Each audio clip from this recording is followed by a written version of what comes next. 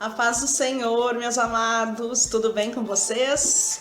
Então, meus amados, hoje a gente está aqui para começar aquele estudo que eu falei para vocês que nós íamos fazer à luz da palavra de Deus a respeito de divórcio, novo casamento, a respeito de repúdio, todos os versículos da Bíblia que tratam sobre esse assunto. Antes de mais nada, antes da gente começar, eu quero falar para vocês que o nosso ministério, o nosso canal no YouTube, ele surgiu para ajudar as pessoas, para levar até as pessoas a palavra do Senhor de acordo com o nosso entendimento, de acordo com o Espírito Santo está revelando para nós. Eu sei que já existem vários canais que te ajudam nessa caminhada por restauração, te ajudam a levar a palavra do Senhor, mas não é porque existe canal ABC que o nosso também não tenha o objetivo de ajudar as pessoas. É somente para isso que nasceu o Ministério Prova de Fogo, tá certo?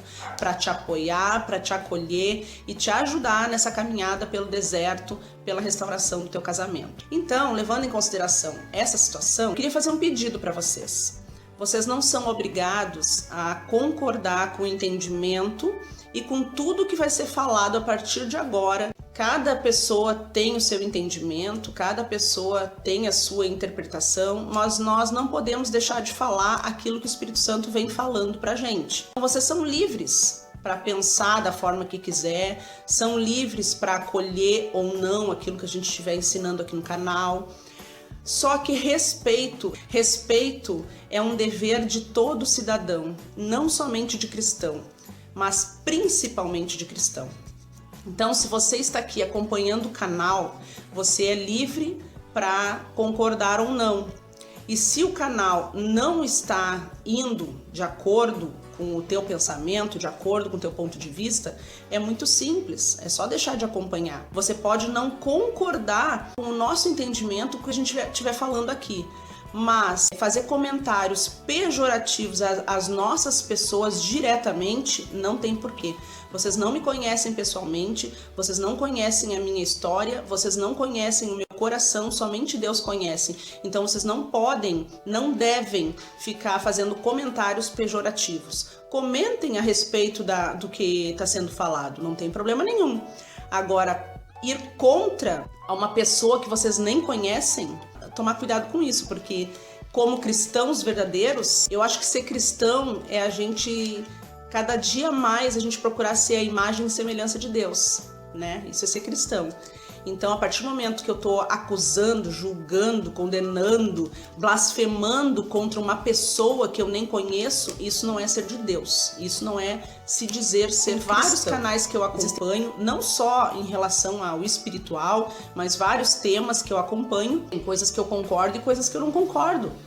Mas agora, eu vou deixar comentário agredindo as pessoas que fizeram aquele estudo? Não, eu não concordo com o que ela falou. Agora, eu não posso ficar falando da pessoa dela que eu não conheço, tá certo? É esse pedido que eu quero fazer para vocês, para que haja um pouco mais de respeito e educação nos comentários. Então, vamos dar início ao nosso estudo.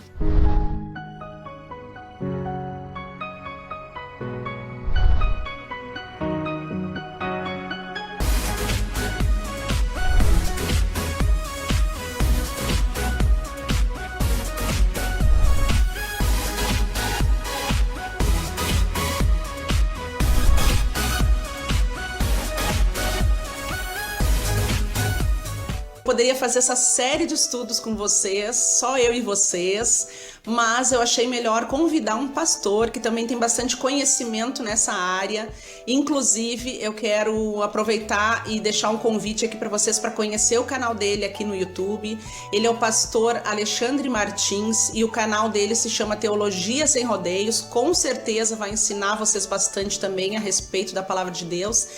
E o pastor Alexandre Martins, além de pastor, ele é advogado, ele é mestre em teologia, ele fez vários cursos na área da psicanálise, ele é coaching, enfim. Então eu achei por bem trazer ele e propor para ele uma entrevista, né, sobre cada um dos versículos, conforme eu prometi para vocês que a gente ia fazer um estudo sobre cada versículo, tá bom, gente? Então, como eu já falei anteriormente, eu vou repetir, nós não temos a intenção de fazer que vocês mudem de opinião ou mudem o entendimento. Nós não queremos impor o nosso entendimento a vocês, mas nós queremos convidar vocês para dar o benefício da dúvida. Queremos convidar vocês a navegar nesse estudo que a gente fez, porque tudo que vai ser dito aqui, gente, não é fruto de achismo, não é fruto de opinião, nem minha, nem dele, é fruto realmente de estudo, tá bom? Estudo não só da palavra, mas também de história, de usos e costumes da época, tá certo? Então, quero apresentar para vocês o pastor Alexandre Martins. Olá, irmã Miriam, graça e paz a todos desse ministério maravilhoso, Ministério Prova de Fogo, que tem abençoado aí muitas famílias, muitos casais. Fiquei feliz em constatar lá que tem muitos seguidores, isso é ótimo, isso é muito bom. Então me sinto privilegiado de poder contribuir de alguma forma, espero poder contribuir, né? E eu sei que Deus está nesse negócio, vai abençoar a nossa entrevista, a gente vai ter a oportunidade de esclarecer muitas questões que ainda são obscuras para muitos crentes e para outros são realmente totalmente desconhecidas, né?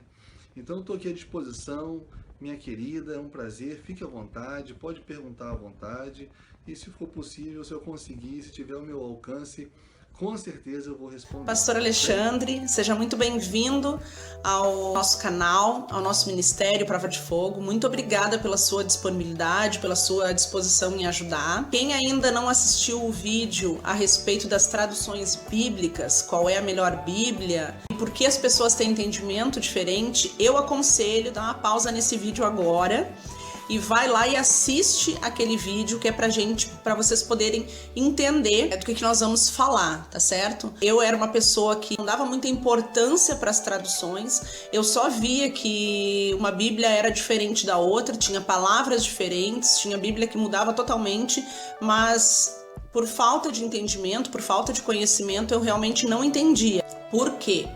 E aí isso me levou a fazer aquele estudo, ou seja, as traduções humanas mudaram muito a palavra original, a primeira tradução que veio do grego, do hebraico e também do aramaico, tá?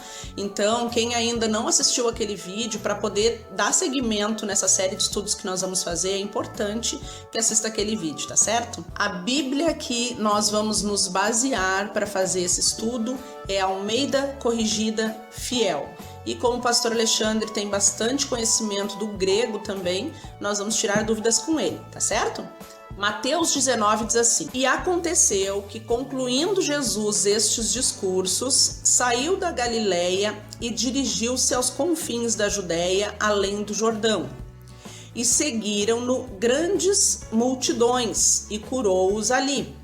Então chegaram a ele os fariseus, tentando Jesus e dizendo-lhe: É lícito ao homem repudiar sua mulher por qualquer motivo?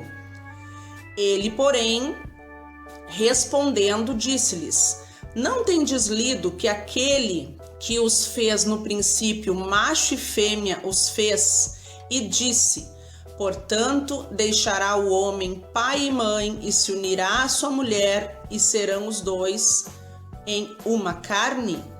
Assim, não são mais dois, mas uma só carne. Portanto, o que Deus ajuntou, não separe o homem.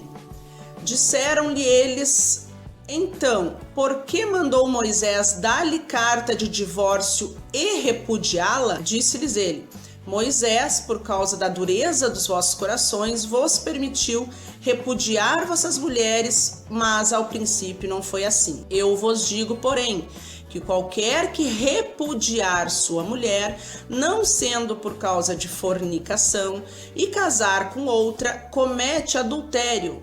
E o que se casar com a repudiada também comete adultério. Disseram-lhe seus discípulos: Se assim é a condição do homem relativamente à mulher, não convém casar. Vocês puderam observar aqui comigo que Jesus usa as duas palavras repúdio e divórcio numa mesma frase. O que isso significa, gente? Significa que repúdio não pode ser o mesmo significado de divórcio, já que ele usa as duas palavras na mesma frase. Se significasse a mesma coisa, não precisaria ele usar os dois termos na mesma frase. Ou é repúdio ou é divórcio, já que as duas significariam a mesma coisa. Mas realmente elas não significam a mesma coisa. É em cima disso que vai começar o nosso estudo, tá certo? Deus odeia o repúdio, Deus odeia o divórcio. O que será?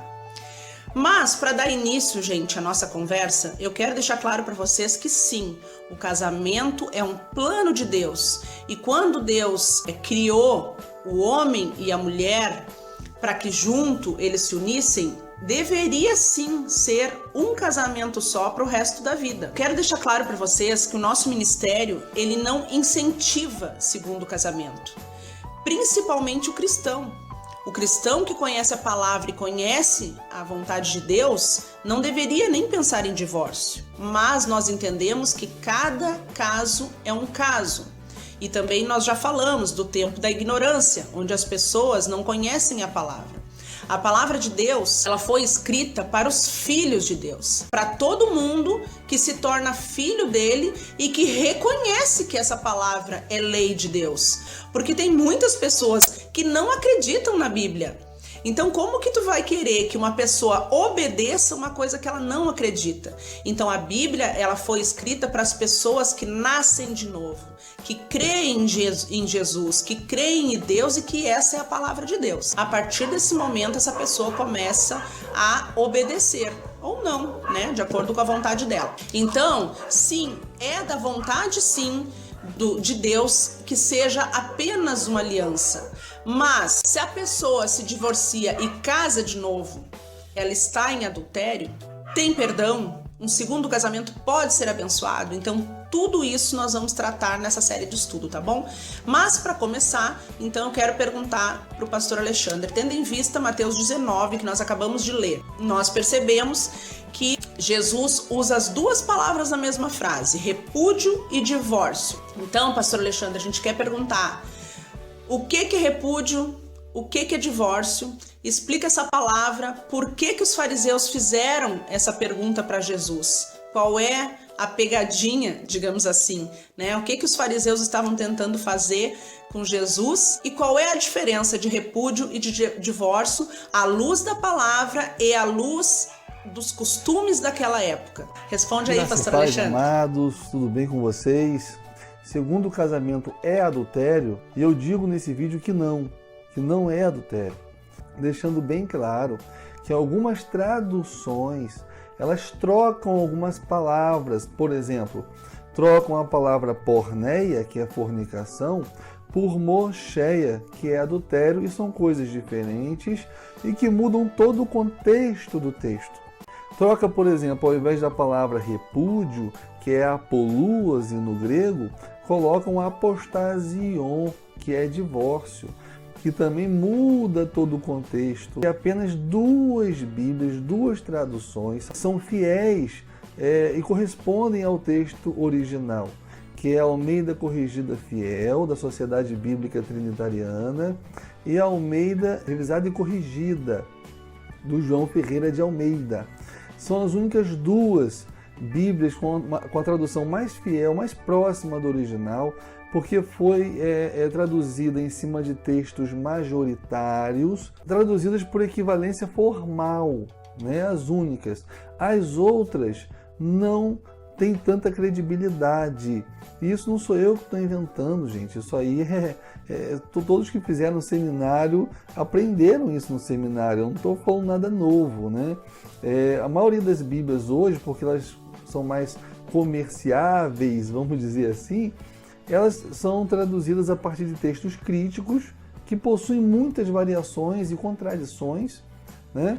E foram traduzidas por equivalência dinâmica, ou seja, não chega nem a ser uma tradução, é uma paráfrase, né? O tradutor, ele entendeu o texto e colocou com suas próprias palavras, sem se preocupar a pegar a palavra do grego e respeitar a palavra correspondente no português.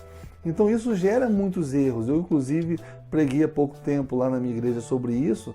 Eu peguei um irmão que estava com uma NVI, por exemplo, e peguei a minha, né, que era da ACF, e falei assim, abra no versículo tal. E ele abria, eu lia um versículo e ele lia o dele. E a igreja ficou horrorizada com a quantidade de erros. São muitos erros mesmo, né? E eu não estou aqui fazendo nenhuma heresia, nada. Eu estou falando coisas que na igreja você não vai ouvir, Com certeza na igreja seu pastor não vai ouvir, talvez nem saiba disso, porque a maioria dos pastores nem teologia tem, essa é a verdade, é a crise que nós estamos vivendo. Mas no seminário, se o seu seminário é um seminário sério, você estudou sobre isso, é uma coisa normal, que todos nós sabemos, eu não inventei isso, eu aprendi no seminário e os livros trazem isso sem nenhuma contradição, sem nenhuma polêmica. Então você pegando a Bíblia, que corresponde ao texto original, e lendo, você vai ter uma interpretação diferente daquela que a tradição da igreja vem trazendo ao longo dos anos, dos séculos. E que a igreja vem entendendo? Ele vem entendendo a partir de uma tradução equivocada. Eu vou ler para vocês, versículo por versículo, para vocês entenderem. Vem entendendo que você não pode divorciar. Amém, eu também concordo com isso, amados. Vou mostrar para vocês que eu também concordo com isso. Tá? Mas uma vez ocorrendo o divórcio, às vezes é inevitável, ok? Sua mulher ou seu marido saiu de casa e entrou com uma ação, pediu o divórcio. Você não queria, mas aconteceu. E aí, vai fazer o quê? Você não pode casar nunca mais? A corrente tradicional vai entender o seguinte, que não pode casar nunca mais. É isso que o texto está dizendo. Não é isso que o texto está dizendo. Não estou dizendo que eu concordo com o divórcio, muito pelo contrário, ok? Não estou dizendo que você deve sim procurar um segundo casamento se você não estiver feliz no primeiro, muito pelo contrário, não é isso. Eu estou dizendo que uma vez acontecendo o divórcio, você pode sim ter um segundo casamento. A Bíblia não proíbe, não existe base bíblica para proibição, porque os pastores não permitem que as pessoas que são casadas pela segunda vez, ainda que tenham se convertido depois, que elas tomem a ceia do Senhor, que elas se batizem, vem colocando sobre elas um jugo, ao ponto de que uma pessoa chegou para mim e falou assim, olha, se Jesus voltar hoje eu vou para o inferno. Por quê? Porque eu estou no meu segundo casamento, eu me converti há pouco tempo, eu tenho uma filha de 14 anos já com esse novo marido, né? Mas é o segundo casamento, então eu vou para o inferno, porque eu estou em adultério, meu adultério é eterno. Eu falei, minha filha, você nem sabia disso, você se converteu, quando você se converteu, tudo se fez novo, seus pecados foram lançados no mar do esquecimento, ok? E não é a Bíblia, não é isso que a Bíblia está dizendo, que você não pode ter um segundo casamento se você divorciar, não é isso. Eu vou provar isso aqui para vocês, e vou provar de uma forma muito didática e simples, que não tem como você me questionar. Se você ainda depois dessa explicação continuar aí como alguns fizeram, me chamando de herege, de agente de Satanás, de falso profeta, de demônio, me chamaram de tudo, gente, né? E com certeza essas pessoas que fizeram isso não são cristãs, né? São outras pessoas, porque cristãos não agem assim, né? Então, por isso que eu nem vou ficar chateado, porque eu sei que são pessoas que não sabem o que estão fazendo, né? Minha oração é, perdoa-lhes porque eles não sabem o que fazem, né? Porque se fosse cristão, eu diria de uma outra forma, entraria no bate-papo comigo, mandaria um e-mail, tentaria esclarecer, né? Falaria com sabedoria, com amor, carinho, mostrando o fundamento bíblico daquilo, não somente mostrando versículos isolados, coisa de gente menina e infantil, né? Então eu sei que não são cristãos que fizeram isso, então por isso que eu não estou chateado. Mas eu vou mostrar para vocês na Bíblia o correto, e vocês vão entender, ok? Então se você olhar aqui em Mateus no capítulo 19, a partir do versículo 3, diz assim, então chegaram a ele os fariseus, tentando-o e dizendo-lhe, é lícito ao homem repudiar sua mulher por qualquer motivo? Vamos parar por aí. Então os fariseus chegaram diante de Jesus e tentando, ou seja, fizeram uma pergunta capciosa. E quando você faz uma pergunta capciosa, você faz para induzir a pessoa em erro, para fazer uma pegadinha com a pessoa. Então ele vai e faz uma pergunta. Vamos entender por que essa pergunta é uma pegadinha? Ora, está falando aqui que repudiar. Repudiar é a mesma coisa que divorciar? Não, nunca foi. Não é no sentido etimológico e nem no semântico, ok? Repudiar aqui, representada pela palavra grega, apolúase. E aqui está certo. Mas se você abrir na NVI, por exemplo, vai estar aparecendo divórcio. Olha o problema aí, tá vendo? Mas aqui está certo, é repúdio. Então repudiar é apolúase, enquanto divórcio é apostasion. São coisas diferentes. Aqui, se fosse divórcio, não seria uma pegadinha. Por quê? Olha a pergunta se você botar o divórcio, olha só. Tentando e dizendo-lhe, é lícito ao homem divorciar sua mulher por qualquer motivo? Era lícito. A lei de Moisés permitia. Então eles estariam fazendo uma pergunta que era óbvia, que não existia dúvida. Não existia nenhum problema, porque a própria lei de Moisés dizia que por qualquer motivo você podia dar carta de divórcio. Se fosse divórcio, não teria nenhuma pegadinha, eles não estariam fazendo nenhuma pergunta capciosa para Jesus. É capciosa porque eles estão usando o repúdio. O que é o repúdio aqui? É isso que eu quero que vocês entendam. Naquela época, amados, o que eles faziam? Ao invés de dar a carta de divórcio, que era permitido pela lei de Moisés, e uma vez dando a carta de divórcio, a mulher podia casar. Você sabia disso? Você sabia que ela podia ter um segundo casamento? É só olhar lá em Deuteronômio 24. Ela podia casar de novo, ok? Então, eles podiam muito bem dar a carta de divórcio. Mas eles não faziam isso, eles não davam carta de divórcio, eles repudiavam, ou seja, eles largavam a mulher para lá sem dar carta de divórcio, ou seja, ela permanecia ligada ao marido pela lei. Mas ele não queria saber mais dela, ok? E por que eles faziam isso? Porque a carta de divórcio tinha um custo. Na hora do casamento, ele recebia do pai da noiva um bom dinheiro, um dote com valor considerável, né? E quando ele entrava com a carta de divórcio, ele tinha que indenizar a noiva e a família da noiva, inclusive com parte da sua herança, ok? Então é um custo alto você divorciar naquela época. Então, eles não queriam fazer isso, eles simplesmente, para não gastar dinheiro, agiam contra a lei. Eles repudiavam, deixavam para lá e não davam carta de divórcio. Ah, agora eu entendi qual é a pegadinha deles, agora eu entendi o que eles queriam fazer. Eles queriam saber se Jesus ia contra aquela prática ali, que é uma prática aceita por todos, embora ilegal, ou se ele seria a favor. De um lado ou de outro, eles iam pegar Jesus. Entendeu? Ou pela lei ou pelo costume da época. Por isso que era capcioso. Você tem que entender o contexto, você tem que entender o contexto histórico. Se você não entender como naquela época se dava o repúdio, o divórcio, você não consegue nem interpretar o texto. E não consegue chegar a uma conclusão racional. Você simplesmente aceita o que a tradição vem impondo sobre você. Não deve ser feito assim. Você deve entender o que está sendo lido. Então, vamos continuar. Ele, porém, Jesus, respondendo, disse-lhes, não tendes lido que aquele que os fez, no princípio, macho e fêmea, os fez? Ou seja, eles estão perguntando do repúdio. E aí Jesus vem dizendo que Jesus fez o homem macho e fêmea. E disse, portanto, deixará o homem pai e mãe, e se unirá à sua mulher, e serão os dois em uma carne. Assim não são mais dois, mas uma só carne. Portanto, o que Deus ajuntou, não separe o homem.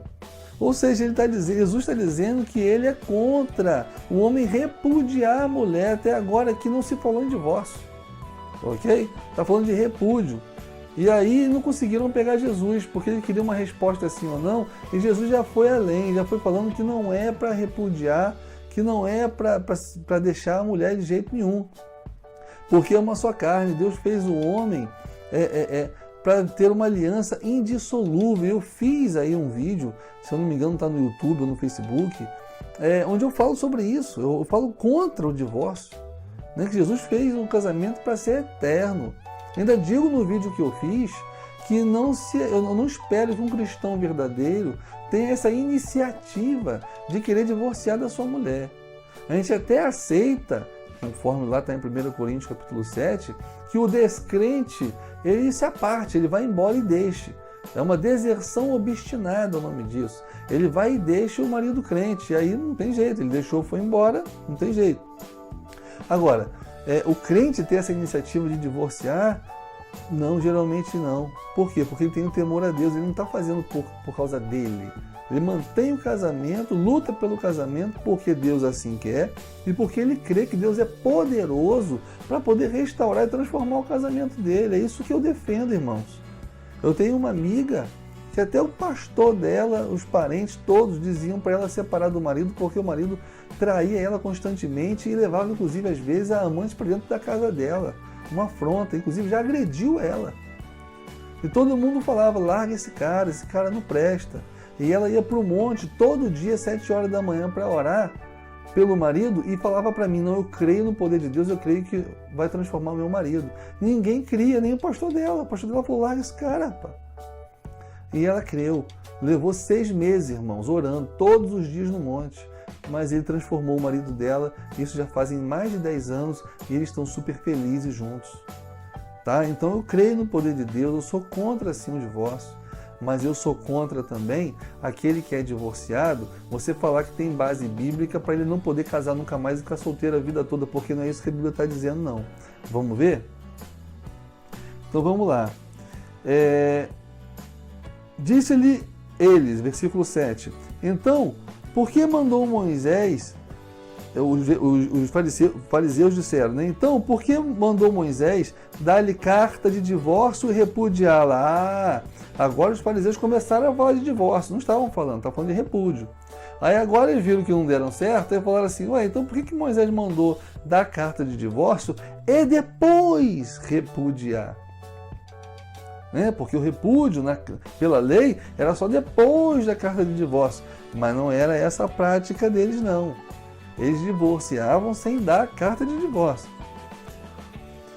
E aí, Jesus disse, Moisés, por causa da dureza do vosso coração, vos permitiu repudiar vossas mulheres, mas ao princípio não foi assim.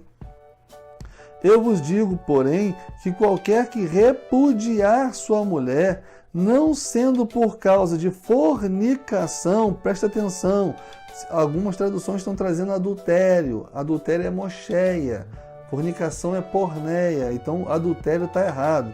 Preste atenção nessa palavra porque é uma palavra-chave para entender esse versículo. Então, digo porém que qualquer que repudiar, não divorciar, a sua mulher, não sendo por causa de fornicação, e casar com outra, comete adultério. É óbvio? É óbvio. Por quê? Porque se você repudia sua mulher e não lhe dá carta de divórcio, ela continua ligada pela lei ao marido.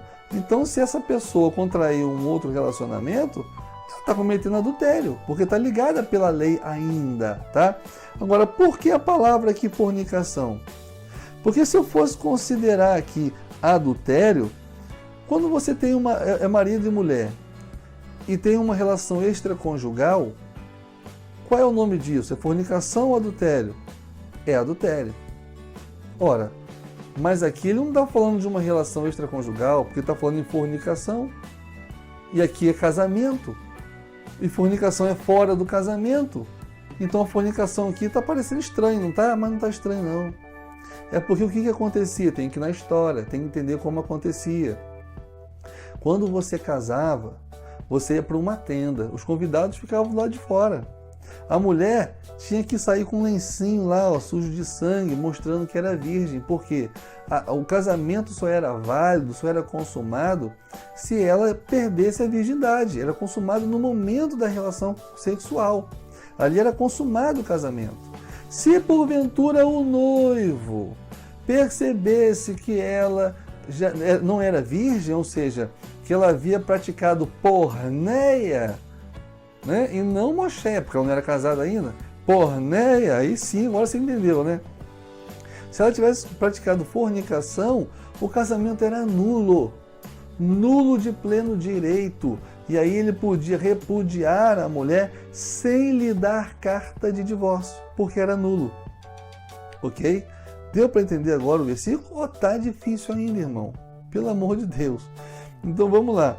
Eu vos digo, porém, que qualquer que repudiar sua mulher, não sendo por causa de fornicação, ou seja, o cara foi lá e descobriu que na hora da consumação do casamento, ela já havia tido um relacionamento anterior, e casar com outra comete adultério. E o que casar com a repudiada também comete adultério. Disseram-lhe seus discípulos, se assim é a condição do homem relativamente à mulher, não convém casar. Ele, porém, lhes disse, nem todos podem receber esta palavra, mas só aqueles a quem foi concedido. Então, amados, o texto aqui está claro que existe uma diferença muito grande entre repúdio e entre divórcio. E se você não entender essa diferença, se você não entender o contexto da época, como isso acontecia, você não vai entender nada do texto. Se a sua tradução for uma tradução que traga palavras erradas, que comprometam o contexto do texto, você também não irá entender, por mais que você entenda o contexto histórico. Então, amados, a Bíblia em nenhum momento está dizendo nesse texto, em nenhum outro texto, que você não pode casar novamente, ok? Uma vez ocorrendo o divórcio, tá? Agora, quando que o divórcio pode ocorrer? A princípio nunca, irmãos. A princípio nunca, né? Olhando como pessoas espirituais, o casamento é uma instituição divina, tá? É uma instituição divina cujo propósito está lá em Malaquias 2,15, que é preservar uma descendência consagrada a Deus. Marido e mulher que vão educar os seus filhos na palavra do Senhor, para que assim ele amanhã case com outra mulher e eduque seus filhos, e assim, geração após geração, vai se perpetuando os valores e a palavra de Deus, o temor a Deus. E o casamento, por ser uma instituição divina, foi feita com regras, e quem coloca essas regras para que o casamento dê certo é o Senhor Deus, é a palavra de Deus. Se você quiser casar e não estiver disposto a obedecer essas regras dessa palavra, o seu casamento não vai dar certo. Essa é a verdade. O casamento foi feito para dar certo entre pessoas espirituais. Tá? Aí você fala assim, mas a minha tataravó, na época da minha tataravó, os casamentos duravam, não tinha isso. É óbvio que duravam, porque na época da sua tataravó, os valores que prevaleciam e norteavam a sociedade eram os valores judaicos cristãos. Hoje esses valores se inverteram, melhor, hoje esses valores foram extintos. E os valores que hoje prevalecem na sociedade são valores violentamente contra a instituição do casamento. Então hoje manter um casamento com os valores que existem é praticamente impossível, irmãos. Impossível. Então as pessoas, às vezes você entra num casamento, você é um cristão, sua esposa às vezes é cristã, mas a cosmovisão de casamento de vocês é uma cosmovisão mundana, porque você não aprendeu a palavra de Deus como deveria aprender. Às vezes você até é espiritual, sua esposa não é, o seu cônjuge não é. E aí uma das partes decide, por causa das brigas, por causa dos problemas, conflito de papéis e tudo mais, uma das partes decide ir embora, que é o que acontece a maioria das vezes. Né? Vai embora, o nome disso é deserção obstinada. Né? Ela vai embora. E aí vai embora, vai na justiça, pede o divórcio. E você vai e se divorcia, você não quis se divorciar. Mas você teve que se divorciar até por decisão judicial. E aí agora, porque a sua mulher, o seu marido pediu o divórcio, você não pode mais casar nunca. Amados, não tem base bíblica para isso, ok? Então quero só deixar claro para vocês que eu não sou a favor do divórcio. Em todos os aconselhamentos que eu recebo, eu sempre tento a reconciliação.